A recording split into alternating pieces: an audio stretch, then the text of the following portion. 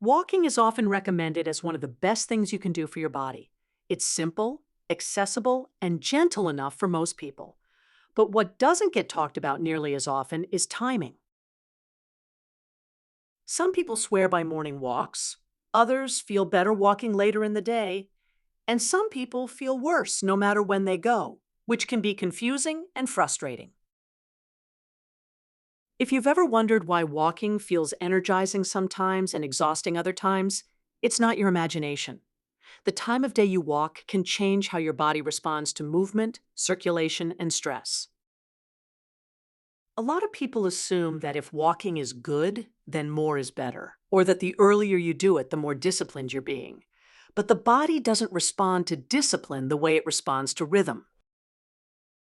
When movement works with the body's natural rhythm, it feels supportive. When it works against it, even gentle movement can feel draining. Once you understand this, walking stops feeling like something you have to force yourself to do and starts feeling like something you can use intentionally. Many people approach walking as something they should do rather than something they can work with. They squeeze it into their schedule, push through fatigue, or walk at times that don't actually feel good in their body. When walking leaves you drained instead of refreshed, people often blame themselves. They think they're out of shape, not disciplined enough, or doing something wrong. But walking doesn't just affect muscles. It interacts with the nervous system, digestion, circulation, and lymphatic flow.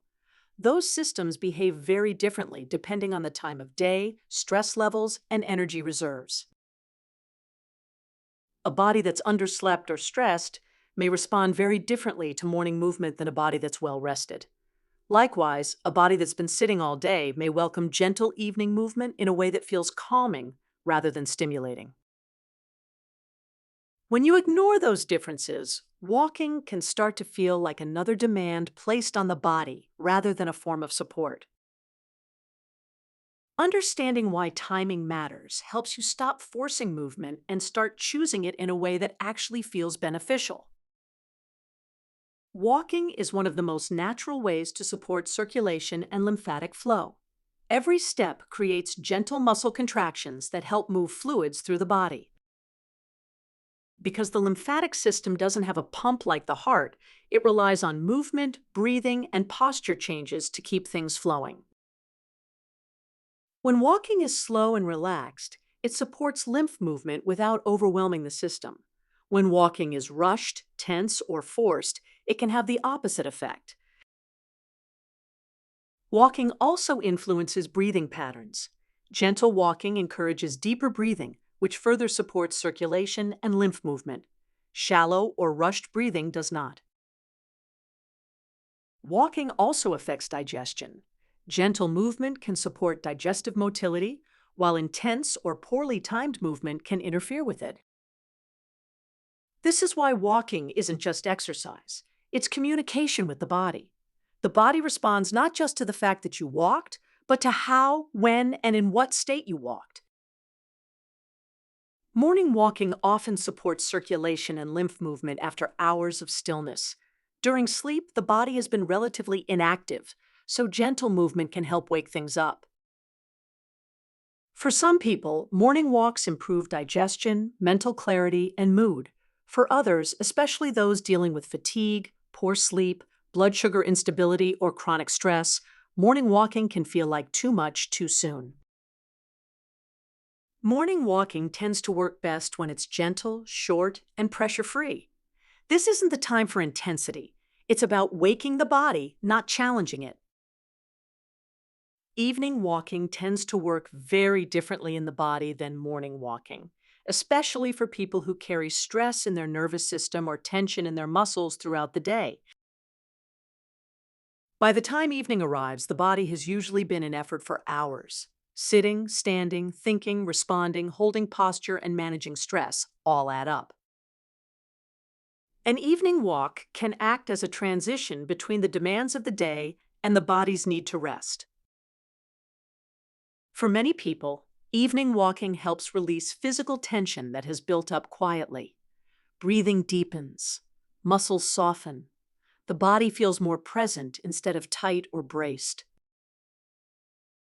This is one reason evening walking often feels grounding rather than energizing. Instead of stimulating the nervous system, it helps the body downshift out of go mode.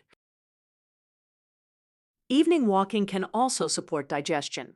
After meals, gentle movement helps encourage digestive motility without forcing it. This can feel especially supportive for people who experience bloating or heaviness after dinner. However, pace matters.